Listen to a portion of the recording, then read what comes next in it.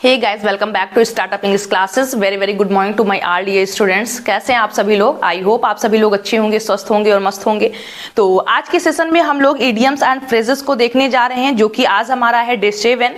यानी डे 7 में हमने 5 इंपॉर्टेंट इडियम्स और फ्रेजेस को लिया है। तो चलिए सेशन को स्टार्ट करते हैं। लेकिन उससे पहले आप में से कोई नया है जिसने अभी तक हमारे चैनल को सब्सक्राइब नहीं किया है, तो चैनल को सब्सक्राइब कर लीजिए, ताकि सारी वीडियोस की नोटिफिकेशन आप तक समय से पहुंचती रहे और आप मेरा एक भी वीडियो मिस ना करें। तो लेट्स स्टार्ट।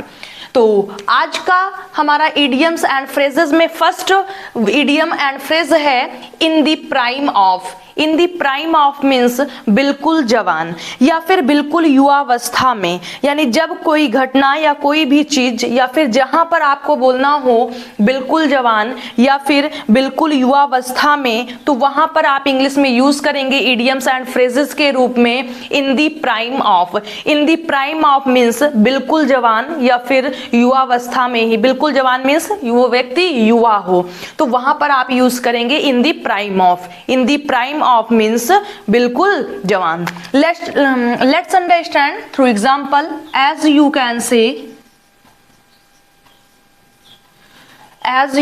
से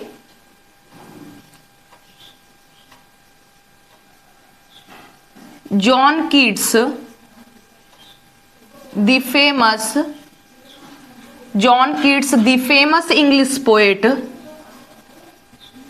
famous English poet, died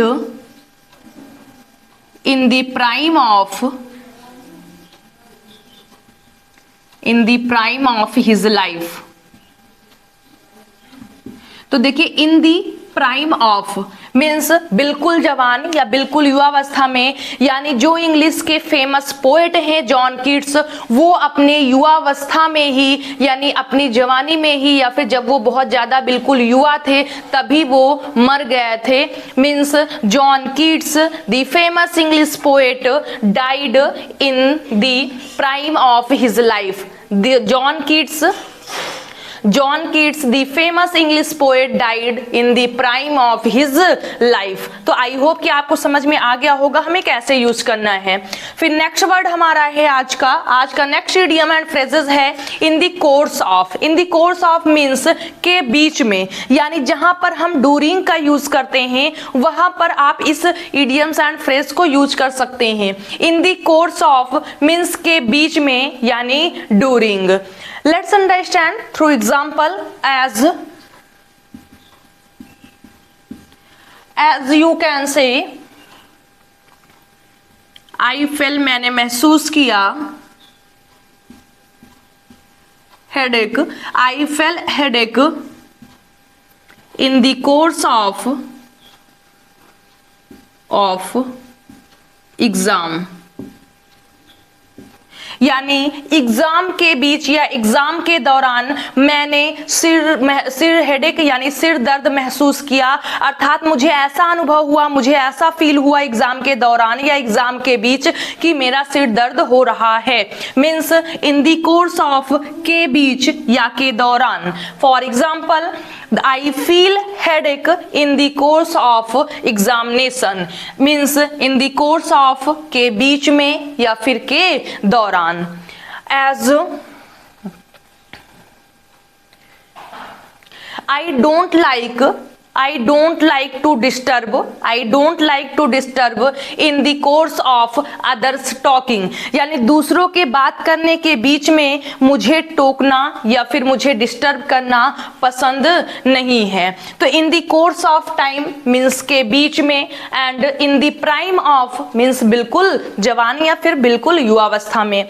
next हमारा है जो कि बहुत ही इंपॉर्टेंट है हमारे लिए। जैसे हम कभी कभी कहते हैं मुझे लिखित रूप में दो कि ऐसा नहीं करोगे, या फिर मैं लिखित रूप में दोगे तभी मैं विश्वास करूंगी। तो लिखित रूप से या फिर लिखित रूप से को इंग्लिश में इडियम्स एंड फ्रेजेस की लैंग्वेज में हम कहते हैं in black and white. In black and white means लिखित या फिर लिखित रूप में। कोई भी चीज आप किसी को ओरली मुंह से बोलकर ना बताएं, जब आप कागज पर लिख करके दे प्रमाण के रूप में, प्रूफ के रूप में, तो वहां पर आप बोलेंगे in black and white. In black and white means लिखित या फिर लिखित रूप में। Let's understand through examples.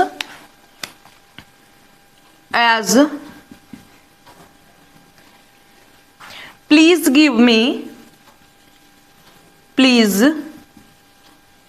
give me in black and white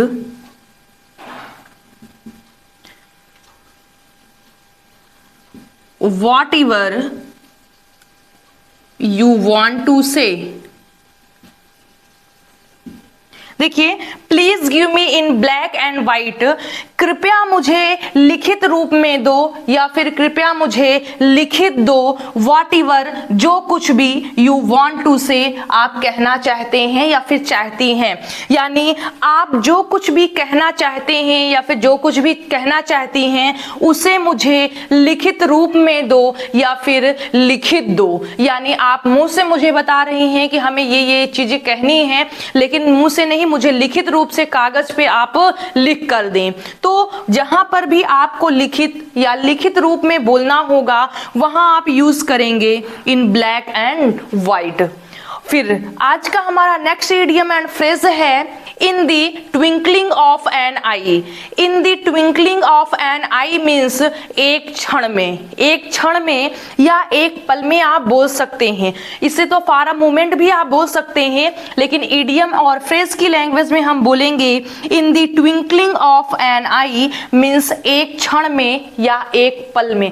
एक ही क्षण में तुमने ऐसा सोच लिया, एक ही क्षण में उसने घर छोड़ दिया, एक ही क्षण में उसने निर्णय ले लिया। तो वहां पर हम क्या यूज करेंगे एक क्षण में के लिए? In the twinkling of an eye. ये एक इडियम्स एंड फ्रेज है। Let's understand example.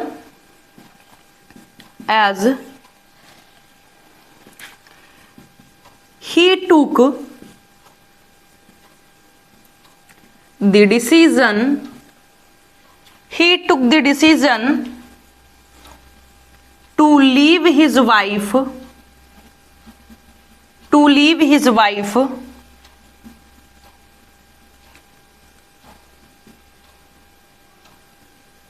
in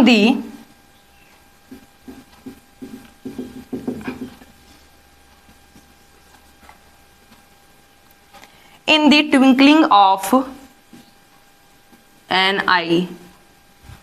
means he took decision, उसने निर्णय लिया टू लीव हिज वाइफ, अपनी पत्नी को छोड़ने का, in the twinkling of an eye, यानी एक क्षण में, यानी एक ही पल में या एक ही क्षण में उसने अपनी पत्नी को छोड़ने का निर्णय ले लिया, यानी डिसीजन को उसने ले लिया। तो जहां कहीं भी आपको एक क्षण में या एक पल में बोलना हो तो वहां पर आप इडियम्स एंड फ्रेजेस की लैंग्वेज में बोलेंगे in the twinkling of an आई।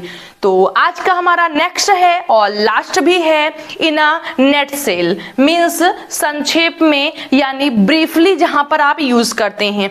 जैसे हम कहते हैं ब्रीफली यानी संक्षिप्त रूप में या फिर संक्षेप में, तो वहां पर आप इडियम एंड फ्रेज का यूज करेंगे जो है हमारा इन a net cell. In a net cell का मतलब होता है संक्षेप में यानी संक्षिप्त रूप से या फिर ब्रीफली आप बोल सकते हैं।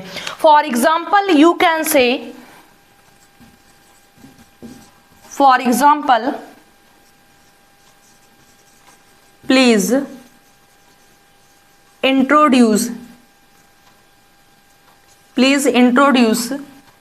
yourself in a net sale, in a net sale।